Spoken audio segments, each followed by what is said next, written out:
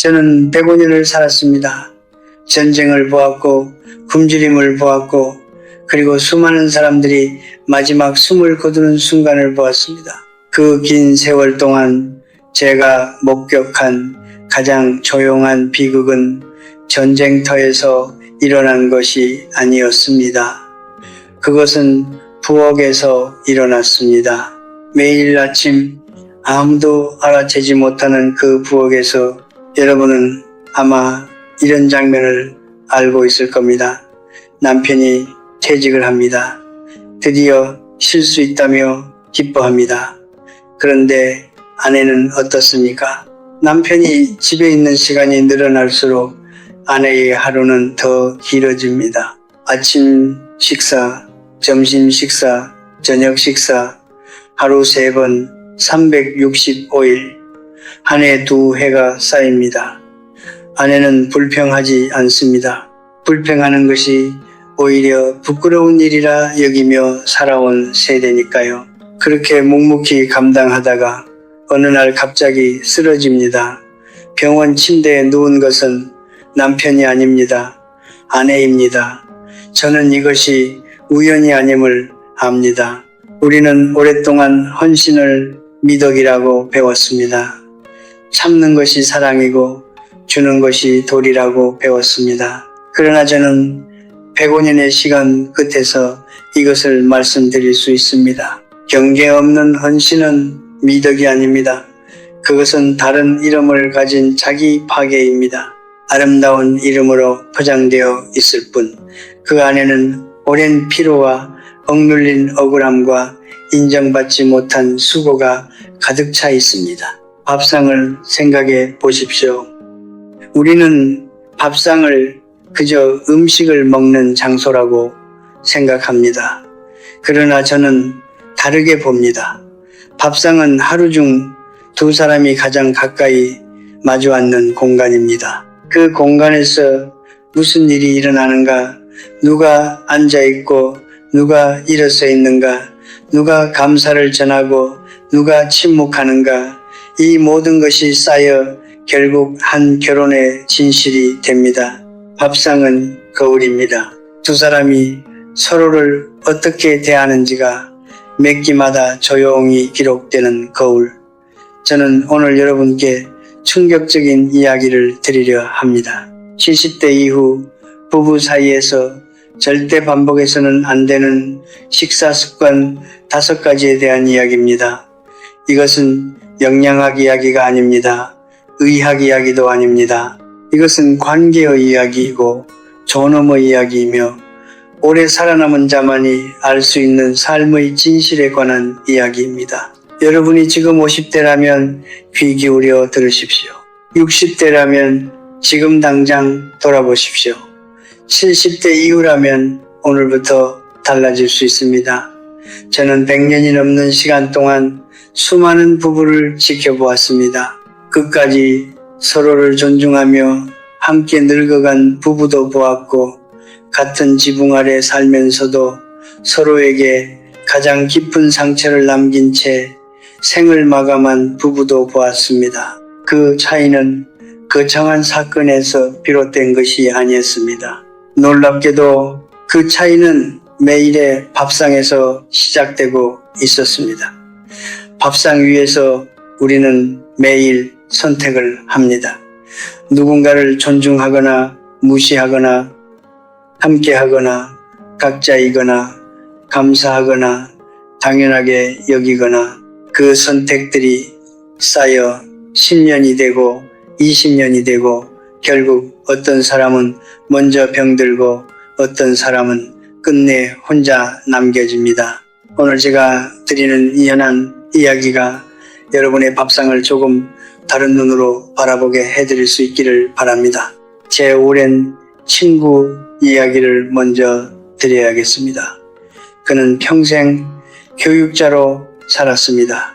훌륭한 사람이었습니다. 강의실에서는 제자들에게 평등과 존중을 가르쳤고 사회적으로도 존경받는 인물이었습니다. 그런데 그의 집안에서는 어떠했을까요?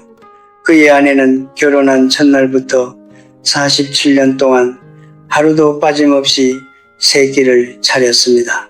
아침이면 일어나 밥을 짓고 남편이 출근하면 설거지를 하고 점심을 준비하고 또 저녁을 준비했습니다. 명절에는 더 많은 음식을 더 많은 사람을 위해 만들었습니다. 그 누구도 그것을 이상하게 여기지 않았습니다. 그것이 당연한 일이라고 모두가 믿었기 때문입니다. 아내 자신도 그렇게 믿었습니다. 남편이 퇴직한 것은 그녀가 68살 되던 해였습니다. 그때부터 달라졌습니다. 남편은 이제 하루 종일 집에 있었습니다. 아침 식사를 요구했고 점심을 기다렸고 저녁을 기대했습니다. 그가 나쁜 사람이어서가 아니었습니다. 그는 그저 평생 그래왔던 것처럼 행동했을 뿐입니다. 하지만 아내에게는 달랐습니다. 이전에는 그래도 낮 시간만큼은 홀로 숨을 고를 수 있었습니다. 그 작은 공백이 사라지자 그녀는 쉴 틈이 없어졌습니다. 그로부터 5년이 지났습니다. 아내의 나이 73이 되던 겨울이었습니다. 그녀는 부엌에서 쓰러졌습니다. 저녁 준비를 하다가 쓰러진 것입니다. 진단명은 과로로 인한 심혈관계 이상이었습니다. 의사는 말했습니다. 몸이 오랫동안 한계를 넘어 작동해 왔다고. 친구는 병원 복도에서 흐느꼈습니다. 내가 당연하게 여겼다고, 고맙다는 말을 너무 아꼈다고. 저는 그 이야기를 들으며 이런 생각을 했습니다. 피로는 어느 날 갑자기 찾아오지 않습니다. 피로는 수십 년에 걸쳐 조용히 쌓입니다. 눈에 보이지 않기 때문에 아무도 알아채지 못합니다. 그리고 어느 임계점에 이르렀을 때 몸은 더 이상 버티지 못하고 무너집니다. 그것이 신체의 정직함입니다. 마음이 참아온 것을 몸은 끝내 참지 못합니다. 여기서 저는 여러분께 한 가지 불편한 진실을 말씀드리겠습니다. 한쪽이 모든 식사를 혼자 감당하는 구조는 단순한 가사 분담의 문제가 아닙니다. 그것은 관계의 구조 자체가 기울어져 있다는 신호입니다. 한 사람이 계속 주고 다른 한 사람이 계속 받는 구조는 오래가지 못합니다. 언젠가는 반드시 무너집니다. 그리고 비극적이게도 먼저 무너지는 것은 더 많이 주었던 사람입니다. 저는 노년의 부부에게 이렇게 묻고 싶습니다. 당신의 배우자는 오늘 몇 번이나 일어났습니까? 당신은 몇 번이나 앉아 있었습니까? 그 차이가 오늘 하루의 이야기가 아니라 지난 수십 년의 이야기라면 이제는 진지하게 돌아봐야 합니다. 함께 산다는 것은 같은 지붕 아래 있다는 뜻이 아닙니다. 함께 산다는 것은 삶의 무게를 함께 나눈다는 뜻입니다. 밥 한 끼를 차리는 것도 그 나눔의 일부입니다. 퇴직 후에도 나이가 들어서도 몸이 예전만 못해서도 할 수 있는 만큼은 함께 해야 합니다. 그것이 예의이고 그것이 사랑이며 그것이 상대의 수명을 지키는 일입니다. 한 가지만 기억하십시오. 돌보는 사람이 먼저 병든다는 사실을. 그리고 그 사람이 쓰러지고 나서야 비로소 깨닫는다면 그것은 너무 늦은 후회입니다. 오늘 저녁 배우자를 대신해 한 번만 일어나 보십시오. 그 한 번이 쌓이면 그것이 진짜 동반자의 삶이 됩니다. 저는 젊은 시절 한 선배 교수를 존경했습니다. 그는 학문적으로도 뛰어났고 강단에서는 언제나 품위가 있었습니다. 그런데 어느 날 그의 집에 초대를 받아 저녁 식사를 함께하게 되었을 때 저는 전혀 다른 사람을 보았습니다. 식탁에 앉자마자 그는 아내의 밥그릇을 들여다보며 말했습니다. 또 그렇게 많이 담았어? 당신 혈당 생각 안 해? 아내가 국을 뜨려 하자 이번에는 그 국 오늘 간이 너무 짜지 않아? 라고 했습니다. 아내가 고기를 집으려 하자 의사가 뭐라고 했는지 잊었어? 라며 젓가락질을 제지했습니다. 저는 그 식탁에서 밥을 먹으면서도 먹는 것인지 신문을 받는 것인지 알 수가 없었습니다. 아내의 얼굴은 끝내 한 번도 편안해지지 않았습니다. 그것이 습관이었습니다. 몇 끼마다 반복되는 수십 년이 쌓인 습관. 그 선배는 자신이 아내를 걱정하기 때문에 그런다고 믿었습니다. 사랑이라고 믿었습니다. 그러나 저는 이것을 분명히 말씀드릴 수 있습니다. 배우자의 식사를 매번 감시하고 교정하려는 행동은 사랑이 아닙니다. 그것은 불안입니다. 자신이 통제할 수 없는 것들에 대한 불안이 상대방을 향한 과도한 개입으로 표출되는 것입니다.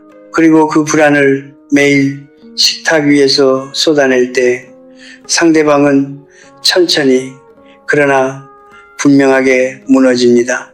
인간에게 식사란 단순한 영양 섭취가 아닙니다. 식사는 하루 중 가장 기본적인 자율성이 허락되는 시간입니다.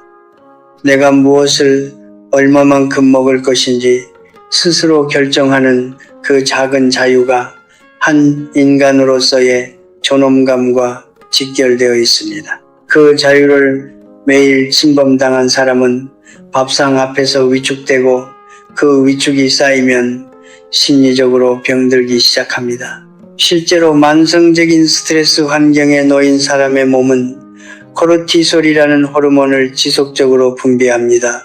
그것이 면역 체계를 약화시키고 소화 기능을 떨어뜨리며 결국 심혈관계에까지 영향을 미칩니다. 걱정으로 감시당하는 식탁이 오히려 건강을 해치는 것입니다. 이제 세 번째 습관으로 이어지겠습니다. 밥상 위에서 잔소리와 불만을 쏟아내는 것입니다. 저는 이것이 특별히 나쁜 사람들의 이야기가 아님을 압니다. 오히려 평범한 부부들 사이에서 가장 흔하게 일어나는 일입니다. 하루 종일 참았던 말들이 식탁에 앉는 순간 터져나옵니다. 오늘 왜 그렇게 했어요? 당신은 항상 그 모양이야. 애들한테 왜 그런 말을 했어요? 밥 한 술 뜨기도 전에 말의 무게가 식탁을 짓누릅니다. 저는 이것을 정원에 비유하고 싶습니다. 밥상은 하루 중 가장 따뜻해야 할 공간입니다. 그것은 마치 정원과 같습니다. 그런데 매일 그 정원에 들어가자마자 잡초를 뽑고 비료가 부족하다고 소리친다면 꽃은 자라지 않습니다. 처음에는 시들고 나중에는 아예 뿌리가 썩습니다. 부정적인 감정이 식사 시간마다 반복되면 인간의 뇌는 그 공간 자체를 위협으로 인식하기 시작합니다. 밥상 앞에 앉는 것만으로도 몸이 긴장하게 됩니다. 그것이 지속되면 식욕을 잃고 소화가 안 되고 급기야 함께 앉는 것 자체를 피하게 됩니다. 그렇다면 어떻게 해야 할까요? 저는 90세가 넘어서야 비로소 이것을 깨달았습니다.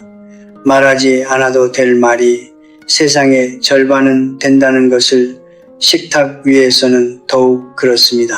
상대가 무엇을 먹는지 굳이 교정하지 않아도 됩니다. 오늘 있었던 불만을 굳이 지금 꺼내지 않아도 됩니다.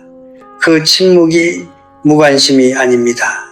그 침묵이 배려입니다. 그 침묵이 상대에게 숨 쉴 공간을 주는 것이고 그 공간이 쌓여 신뢰가 됩니다. 밥상 앞에서 한 번만 참아 보십시오. 오늘 하려던 말을 내일로 미뤄 보십시오. 그 대신 조용히 함께 먹는 것만으로도 그 자리가 얼마나 달라지는지를 느끼실 수 있을 겁니다. 저는 그것을 압니다. 왜냐하면 저 역시 너무 늦게 배웠기 때문입니다. 밥상은 전쟁터가 아닙니다. 밥상은 하루 중 유일하게 아무 이유 없이 함께 앉아 있어도 되는 장소입니다. 그 장소를 지켜내는 것, 그것이 노년의 부부가 서로에게 줄 수 있는 가장 조용하고도 강력한 선물입니다. 아내가 세상을 떠난 첫 번째 아침을 저는 아직도 기억합니다. 그날 저는 부엌에 혼자 서 있었습니다. 밥솥을 열었습니다. 밥이 있었습니다. 국을 데웠습니다. 그릇을 하나 꺼냈습니다. 그런데 그 그릇을 식탁 위에 놓는 순간 저는 그만 그 자리에 멈춰 서고 말았습니다. 마주보는 자리에 아무도 없었습니다.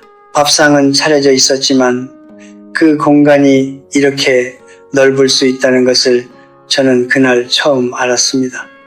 음식의 온도는 따뜻했지만 그 온기가 어디에도 닿지 않는다는 느낌. 숟가락을 들었다가 내려놓았습니다. 그냥 앉아 있었습니다. 한참을. 그때 저는 깨달았습니다. 우리가 함께 밥을 먹는다는 것이 얼마나 큰 일이었는지를 살아가면서 우리는 그것을 너무 쉽게 잊습니다. 바쁘다는 이유로, 각자 일정이 다르다는 이유로, 입맛이 다르다는 이유로 어느 순간부터 따로 먹기 시작합니다. 처음에는 그저 오늘 하루만이라고 생각합니다. 그런데 그 오늘이 내일이 되고 일주일이 되고 한 달이 됩니다. 그렇게 각자의 식사가 습관이 됩니다. 그리고 우리는 그것이 얼마나 위험한 일인지를 알아채지 못한 채 천천히 서로에게서 멀어집니다. 저는 100년이 넘는 시간 동안 수많은 부부를 지켜보았습니다. 그리고 이것을 발견했습니다. 끝까지 사이가 좋았던 부부들에게는 한 가지 공통점이 있었습니다. 그들은 거창한 여행을 많이 다닌 것도 아니었고 서로에게 대단한 선물을 한 것도 아니었습니다. 그들은 그저 웬만하면 함께 밥을 먹었습니다. 반면에 관계가 서서히 무너진 부부들을 떠올려 보면 그 시작점에 항상 이것이 있었습니다. 언제부턴가 각자 먹기 시작했다는 것, 아무도 그것을 문제라고 여기지 않았을 뿐입니다. 이것은 단순히 밥을 같이 먹느냐 마느냐의 문제가 아닙니다. 함께하는 식사는 말없이도 서로에게 전하는 메시지입니다. 오늘도 나는 당신 곁에 있다는 것, 오늘도 나는 당신과 같은 시간을 살고 있다는 것. 그 메시지가 매일 쌓이면 유대가 되고 그 유대가 끊기면 정서적 단절이 시작됩니다. 부부 상담 연구들을 보면 관계 만족도가 낮은 부부일수록 함께하는 식사 횟수가 현저히 적다는 결과가 반복적으로 나옵니다. 밥상을 나누는 행위가 단순한 식습관이 아니라 관계의 체온을 유지하는 행위이기 때문입니다. 특히 노년에 접어들수록 이것은 더욱 중요해집니다. 젊은 시절에는 함께하는 시간이 없어도 각자의 사회적 관계망이 그 빈자리를 채워줍니다. 직장 동료가 있고 친구가 있고 다양한 만남이 있습니다. 그러나 70대, 80대가 되면 그 관계망이 하나씩 줄어듭니다. 친구가 먼저 세상을 떠나고 몸이 불편해지면서 외출이 줄어들고 결국 가장 가까이 남는 것은 배우자 한 사람입니다. 그 사람과의 연결고리마저 느슨해진다면 그 외로움은 어디서도 채울 수가 없습니다.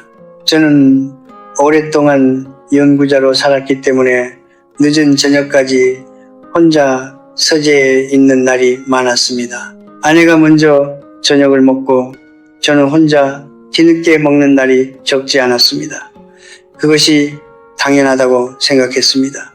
그런데 아내가 떠나고 나서야 저는 비로소 알았습니다. 그 늦은 저녁 시간에 아내가 얼마나 혼자였는지를, 그리고 제가 책상 앞에 앉아 있는 동안 식탁 맞은편 자리가 얼마나 오래 비어 있었는지를, 그것이 제 가장 큰 후회 중 하나입니다. 함께 먹는다는 것은 특별한 일이 아닙니다.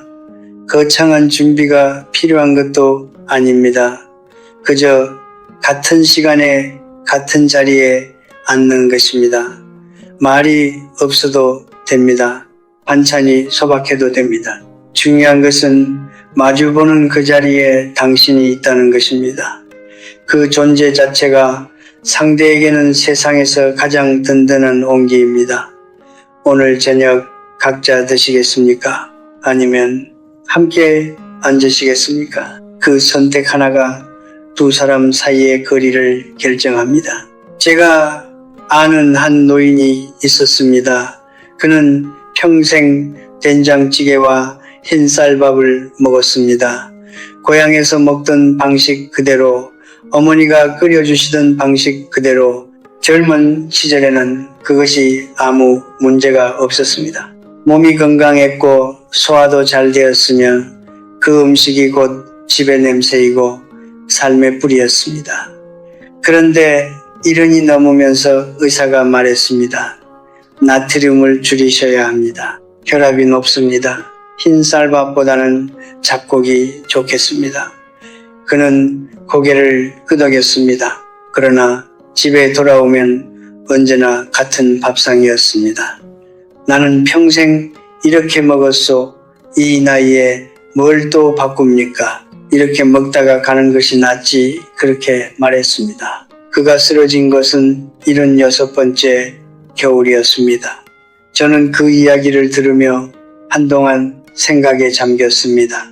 그는 나쁜 사람이 아니었습니다. 게으른 사람도 아니었습니다. 그는 그저 변화를 두려워했던 것입니다. 그런데 그 두려움이 매우 익숙한 모습으로 포장되어 있었습니다.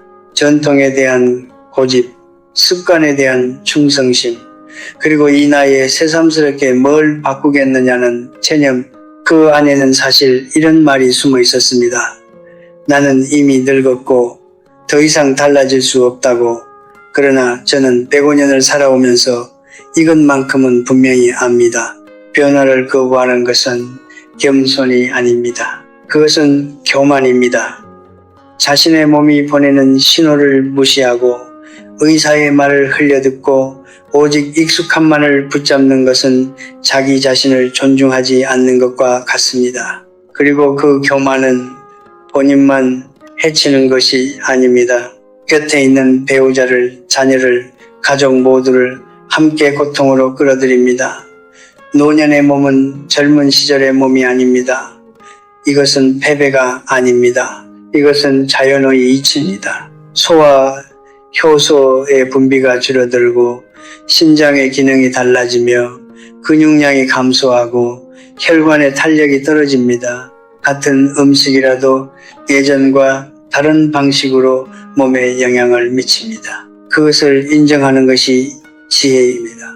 40살의 식단으로 70살의 몸을 운영하려는 것은 낡은 지도로 전혀 다른 지형을 항해하려는 것과 같습니다. 지도가 틀린 것이 아닙니다. 땅이 달라진 것입니다. 그런데 여기서 저는 한 가지 더 말씀드리고 싶습니다.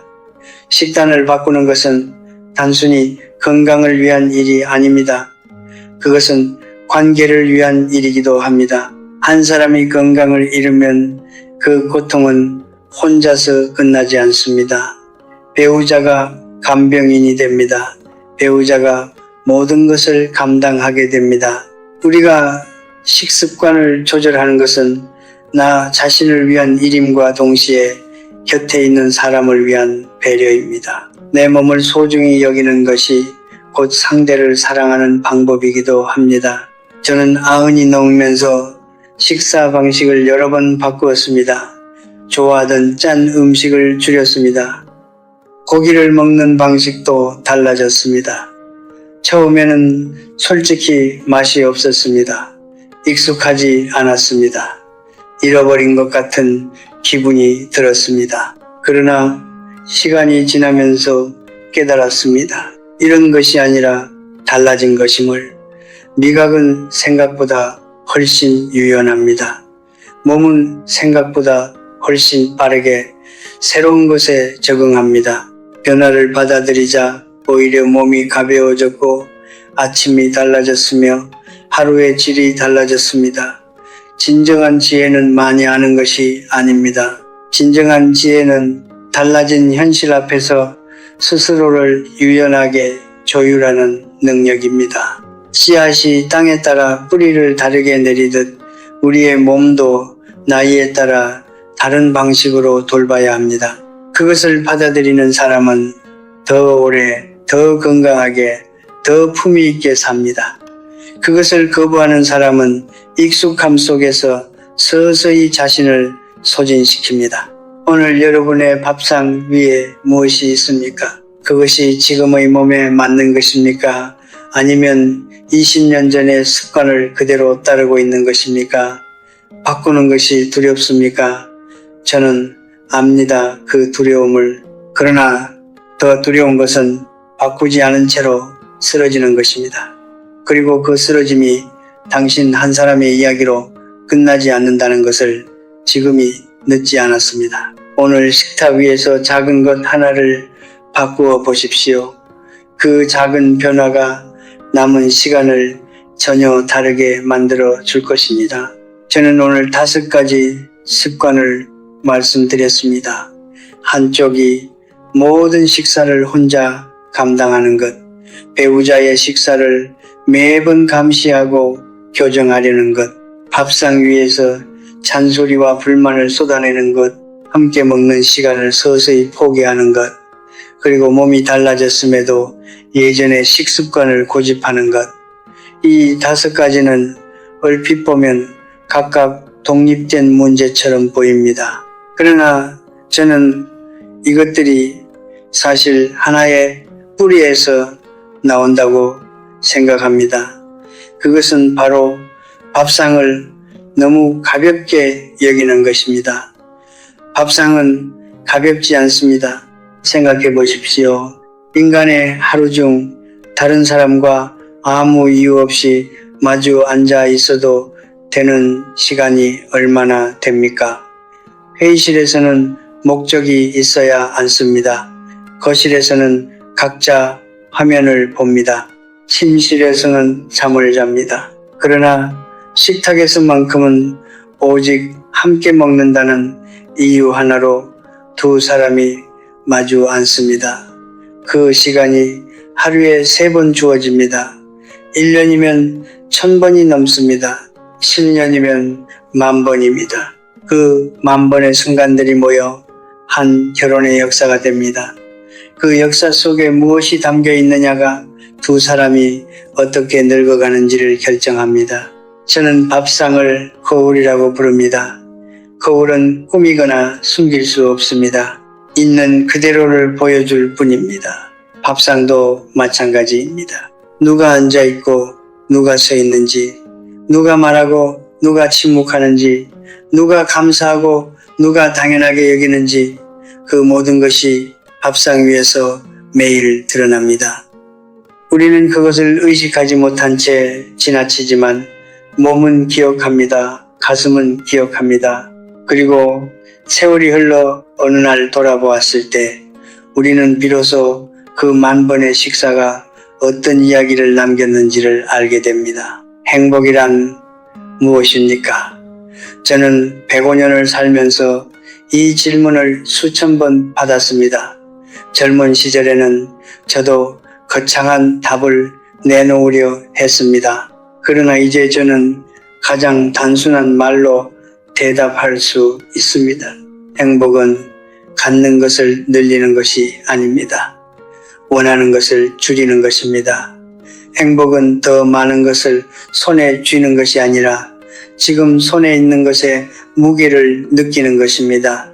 오늘 저녁 식탁 위에 밥 한 그릇, 맞은편에 앉은 사람, 창문으로 들어오는 저녁빛, 그것을 충분하다고 느낄 수 있는 사람이 가장 풍요로운 사람입니다. 저는 이것을 학문에서 배운 것이 아닙니다. 오랜 세월의 상실에서 배웠습니다. 먼저 떠난 친구들을 보내면서 아내의 빈자리를 마주하면서 그리고 혼자 앉은 식탁 앞에서 숟가락을 들지 못하던 그 아침들을 통해서 배웠습니다. 잃고 나서야 알게 되는 것들이 있습니다. 그러나 저는 여러분이 잃기 전에 알게 되기를 바랍니다. 그것이 제가 이 이야기를 드리는 유일한 이유입니다. 밥상 위에서 우리는 매일 선택을 합니다. 그 선택은 크지 않습니다. 오늘 일어나서 같이 밥을 차릴 것인가, 오늘 불만을 꺼낼 것인가, 아니면 조용히 마주 앉을 것인가, 오늘 상대의 식사를 간섭할 것인가, 아니면 그냥 두고 함께 먹을 것인가. 이 작은 선택들이 쌓입니다. 한 달이 되고 1년이 되고 10년이 됩니다. 그리고 그 10년이 두 사람의 노년을 만듭니다. 품이 있는 노년은 갑자기 오지 않습니다. 그것은 오늘의 밥상에서 시작됩니다. 공정한 밥상, 따뜻한 밥상, 조용하고 안전한 밥상. 그 밥상이 매일 반복될 때 두 사람은 자연스럽게 서로의 버팀목이 됩니다. 그 버팀목이 있는 사람은 나이 드는 것이 두렵지 않습니다. 혼자 걷는 것이 아니기 때문입니다. 저는 오늘 여러분께 대단한 것을 드리려 한 것이 아닙니다. 그저 이것을 말씀드리고 싶었습니다.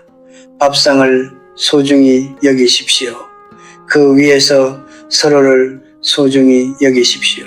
그것이 전부입니다.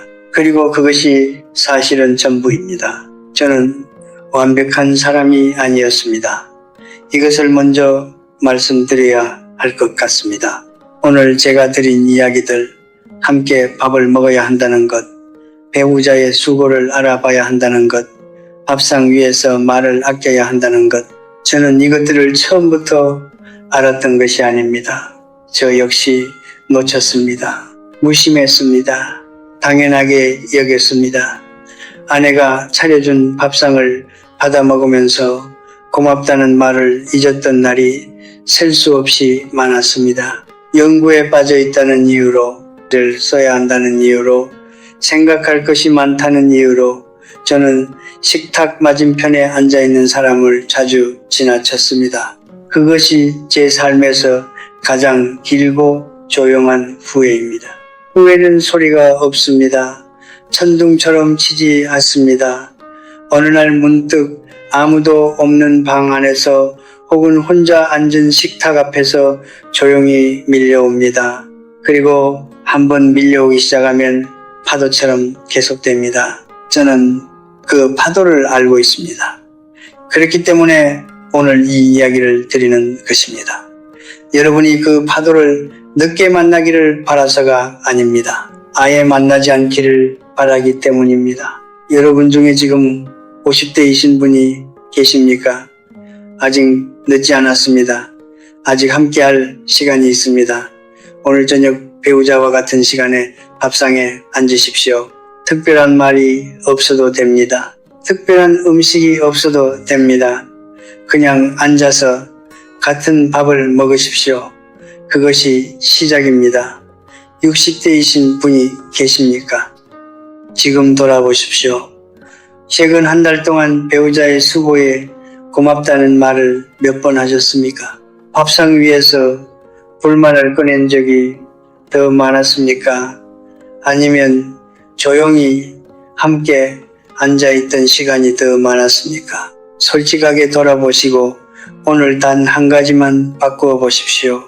그 한 가지가 두 사람의 다음 10년을 다르게 만들 수 있습니다. 하짐절 70대 이후이신 분이 계십니까? 여러분께는 이것만 말씀드리겠습니다. 지금 곁에 있는 사람이 얼마나 귀한지를 부디 잃기 전에 아십시오. 저는 알고 있습니다. 그 사람이 때로 답답하고 때로 지치게 하고 때로 이해가 되지 않는다는 것을, 그러나 그 사람이 없는 아침이 어떤 것인지를 저는 알고 있습니다. 그 아침의 무게를 여러분이 경험하지 않기를 저는 진심으로 바랍니다. 삶은 우리가 생각하는 것보다 훨씬 빠르게 지나갑니다. 저는 105년을 살았지만 돌아보면 그것이 하나의 긴 하루처럼 느껴집니다. 아침이 있었고 정오가 있었고 그리고 어느새 해가 기울기 시작했습니다. 인생의 저녁은 슬픈 것이 아닙니다. 저녁은 하루 중 가장 조용하고 가장 깊은 시간입니다. 그 시간을 혼자 보내느냐 아니면 곁에 누군가와 함께 보내느냐, 그것이 노년의 품질을 결정합니다. 저는 여러분께 행복해지라고 말하지 않겠습니다. 행복은 쫓아가는 것이 아니기 때문입니다. 저는 여러분께 이것을 말씀드리고 싶습니다. 오늘 밥상 앞에서 잠깐 멈추십시오. 맞은편에 앉은 사람을 한번 바라보십시오. 그리고 마음속으로 혹은 소리내어 이렇게 말해 보십시오. 고맙소. 오늘도 함께여서 그 한마디가 어쩌면 평생 드린 어떤 선물보다 클 수 있습니다. 밥상은 우리가 매일 다시 시작할 수 있는 곳입니다. 어제 서툴렀더라도 오늘 다시 마주 앉으면 됩니다.